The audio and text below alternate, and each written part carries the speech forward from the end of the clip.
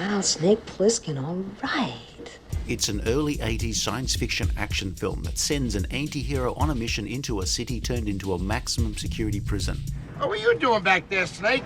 Looking for somebody. Hey, I remember the time I had to collect somebody from a kid's violin recital. It was pretty much exactly the same, apart from the landmines. I said jog right, you asshole. Escape from New York.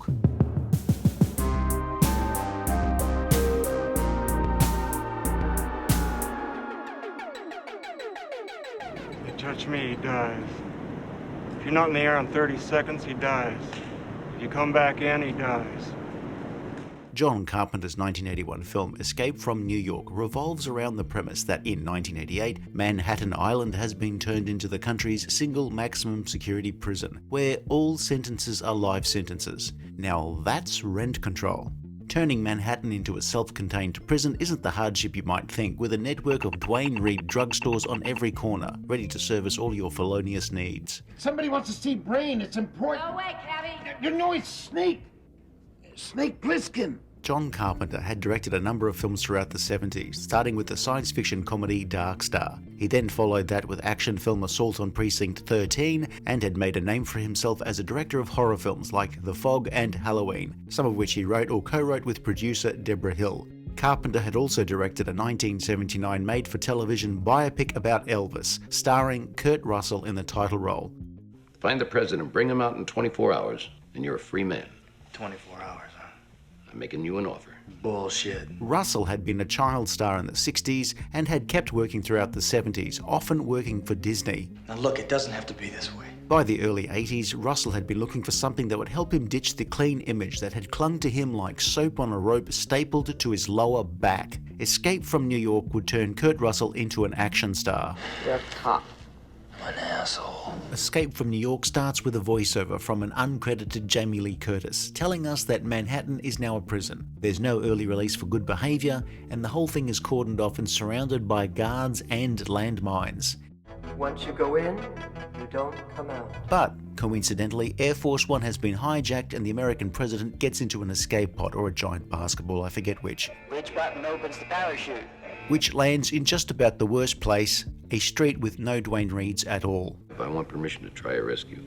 The inmates have got the president as a hostage and they'll kill him if any attempt is made to rescue him. The US is still in some war with China and Russia, and the president has a tape on him that will somehow stop the war from escalating or something. You just need to know that the tape is very important. Police Commissioner Houck has an idea to send in one man, a man who's already on his way to be sent into Manhattan as a prisoner. Snake Plisken is a famous war hero turned criminal. His deal? Get the president out in a day. 22 hours, 59 minutes, 57 seconds. We talked about 24. Also, if you don't, we've implanted a bomb. So, off you pop. Otherwise, off you pop.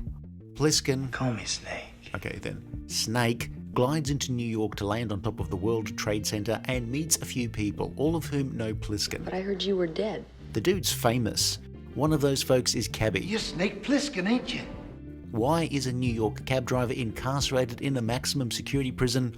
Or is the question, why is he the only one?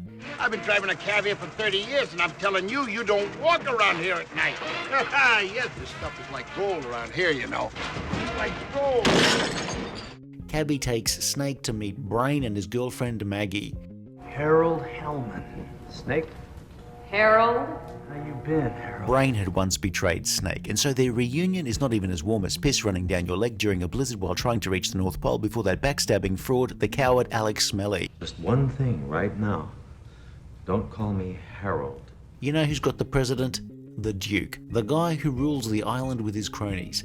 And Duke wants to leverage his guest to get everybody out of the prison. You are the Duke of New York. You're a number one.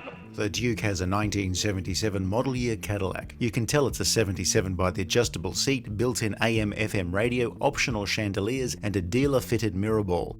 Brain is useful to Duke since he's able to make fuel and has been mapping the landmines that are dotted around the city like Dwayne Reed outlets. Brain, Maggie, and Cabby team up with Snake to bust the president out of New York. Snake manages to rescue the president, but is captured. Snake Plisken. What's going on? Snake! Snake! Duke puts Snake in the ring with his champion, Slag.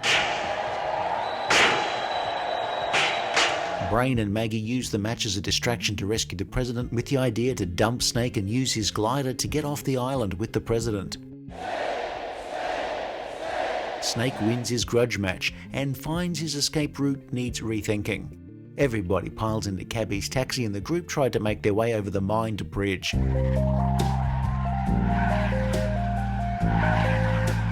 With Duke and his pimped out ride giving chase. Very quickly the film decides to kill off Cabby, then Brain and Maggie in short order, with Duke finally taken out by the president.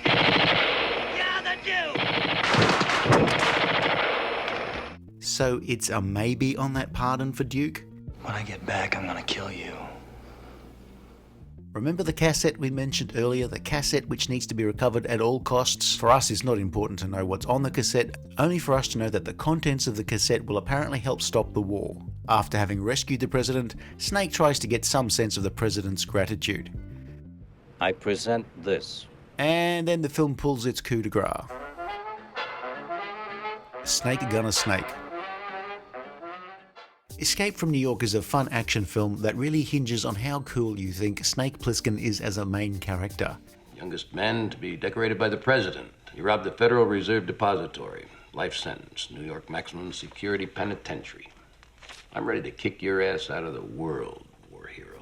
Carpenter had written his first drafts of the script in the mid-70s, inspired somewhat by Charles Bronson's vigilante film Death Wish. New York in the 70s and 80s was not a place you wanted to visit if you could avoid it, unless of course you just wanted to go to a punk music venue and complain about disco. I thought you were dead. So when a film turns Manhattan into a maximum security prison, it still sounds silly, but at the time that's how things were. Having Manhattan as the country's only supermax prison seems about as likely as Chuck Norris starring in a Charles in Charge reboot. Also, can we make that happen? Doesn't mean shit to me. Carpenter roped in Nick Castle to help whip the script into shape. Castle would later go on to direct himself, most notably The Last Starfighter. John Carpenter uses the camera well, and this is a film that punches above its weight visually. The budget has been used spectacularly well. St. Louis was chosen as a shooting location since it had a part of town still leveled by a massive fire in the 70s. Dressing it up to represent a decaying Manhattan wasn't that hard. The production bought an old plane to cut up and uses the wreckage of Air Force One, and for the climax on the bridge, the production bought a bridge in St. Louis for $1 so that they could do with it whatever they wanted without repercussions, before selling it back. I've never heard of flipping a bridge before, but hopefully somebody will eventually make a renovation show called The Bridges of Flipperson County. That's not funny, Plisken. Escape from New York is a film that looks much better than its relatively paltry $5 to $6 million budget would suggest. Carpenter decided to hire the absolute cheapest musician he could find, but instead of listening to demo tapes, he just looked in the mirror and decided to exploit himself. The cheap bastard. Carpenter's keyboard-driven score, just like his scores for many of his films, is riff and motif-driven, and his theme for Escape from New York is probably one of his most hummable creations. For a film that recreated a decrepit Manhattan in St. Louis, depicted gliders landing on the World Trade Center, and sneakily crashed Air Force One off-screen, special effects would be instrumental in helping sell the illusion. Escape from New York is a film where the effects are almost invisible. Very few effects stand out as actual special effects sequences, which means almost all of them come off well. One of the effects technicians working on the film was a young James Cameron. I wonder what happened to him. The other thing that makes this film better than most cheap exploitation films, you know, the sort of things that were usually aimed at drive-in markets, was that this film is incredibly well cast. The president was on board. President of what? Kurt Russell is the film. You could probably find a solid actor for any of the supporting roles, but it's very hard to imagine this movie with anybody else in the lead role. Could you imagine Fiddler on the Roof starring Jack Black, or Lawrence of Arabia with Steve McQueen? With Snake Plisken, Kurt Russell pretty much redirected the trajectory of his adult career. As a result, Russell would be an actor who's had a solid career for over 50 years without any significant period of being out of favour with directors and the public. Snake Plisken is a war hero that everybody knows, but also everybody thought he was dead, and this film provides many chances to make that a reality. His employer implants a bomb in Snake, which, if that ever became more prevalent, would certainly make job interviews that bit more awkward, and then when you left a job, you'd have to make sure you always got a receipt. Snake faces off against Slag, but then he prevails. He's limping when he cops an arrow in the leg, and then he has to face off against Duke while racing to stop his head from blowing up. The tape recording inside has to reach Hartford in 22 hours. What's on it? You know anything about nuclear fusion? Snake is an anti-hero in the mold of an American revisionist western. It's not hard to imagine 1970s Clint Eastwood as one of Kurt Russell's inspirations. Isaac Hayes, best known as a singer and Oscar-winning composer of songs like the theme from Shaft, would later become best known as the voice of Chef on South Park. The whole deal of yours is over, Snake. You and Brain just say goodbye to each other. Duke is bad and dangerous. Basically the power inside the prison as opposed to Houck outside. Snake Plisken, Duke. The man sent him in here. Something's going down, we need him. Harry Dean Stanton as Brain facilitates the plot moving forward. Snake may face off against the danger, but it's Brain who's the ideas man. He spent time drawing up a map of the mines on the 69th Street Bridge, but things don't go so well. Heard you were dead. Adrienne Barbeau, Mrs. Carpenter at the time, is by Brain's side throughout the film, facing off against Duke after Brain is killed on the bridge. When the film was being cut together, Maggie's death wasn't so obvious, and so a pickup shot of the character was filmed later. Ernest Borgnine as Cabby seems a man incapable of frowning. Donald Pleasence, one of the most reliable character actors of the era, is great as the president, tortured by Duke, who later takes his revenge, but after that, thanks Snake with all the sincerity of somebody working in HR. I just wondered how you felt about it. This nation appreciates their sacrifice. And Lee Van Cleef. Nobody played a charismatic son of a bitch like Van Cleef. His career in Hollywood in the 60s never yielded much beyond supporting roles, but then he got his second wind as a star of spaghetti westerns. Houck is a get-the-job-done whatever-it-takes sort of guy, which makes him ideal to organize the rescue of a world's leader from a prison. Plisken, if you get back in that glider, I'll shoot you down. You climb out, I'll burn you off the wall. But possibly the worst guy to organize Erin from accounting's baby shower. Sure, I'm the president. I knew when I got this thing, I'd be president. Escape from New York is a tight film, a reasonably short film with almost no fat. It's possible that the idea presented so many possibilities for interesting characters and locations, even without a single Duane Reade in the movie. There was quite a lot you could do with the outrageous concept, but remember, it's an action film first and foremost, and in that regard, John Carpenter never lets the film drag. You gonna kill me now, Snake? I'm too tired. Maybe later. The film originally opened with Snake and a colleague committing the crime that would land Snake in jail, but it's not especially insightful and shows just how much any action film really needs to be cut down to the bone. Escape from New York does feature an intriguing premise, which was believable at a time when New York's official motto was, New York, it's a shithole for sure, but did Frank Sinatra ever sing about your crummy town, you rat bastard? Having been to New York far more recently, it does seem an amusing concept to turn an island with some of the highest real estate values in the world into a prison. And also, it does seem a hell of a lot easier for Snake to get a cab than in real New York. I knew that son of a bitch was alive. Escape was made for around $6 million, and you don't even get Lee Majors as a bonus. That was a medium-sized budget for this sort of film, and Carpenter uses that budget to craft a solid action film really well. Russell and Carpenter would work together on several more films, The Thing, for example, but a direct follow-up to this movie would have to wait until 1996, when Escape from LA was released. A remake to Escape from New York has been in the works since at least the 2000s, so expect some form of new version at some point. And again, if you're in the future and there is a new Escape from New York released, feel free to invent time travel, travel back to 2023 with a copy so we can include it here. No?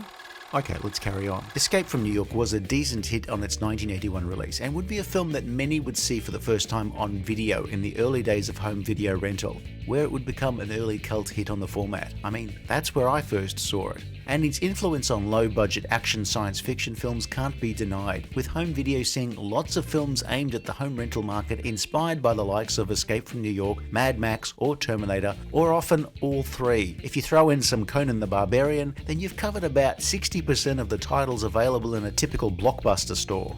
I heard you were dead. Escape from New York was clearly a favourite of video game auteur Hideo Kojima, where the inspiration for the main character of the Metal Gear Solid franchise is about as obvious as the lyrics of Chuck Berry's ode to ringing a doorbell, My Ding-a-ling. What? This is an action film that's as tight as a drum with great performances and an interesting premise, which means Escape from New York is better and more entertaining than 99% of similar films, a figure we're arrived at by multiplying Kurt Russell by the numerical value of pi, adding a helping of John Carpenter, and then dividing by 1,000 before arriving at the square root of, well look, honestly, it doesn't matter. The name's Plisken. Cool film is cool. If you enjoyed this review, please like and subscribe, leave a comment below, or check out some of our other videos.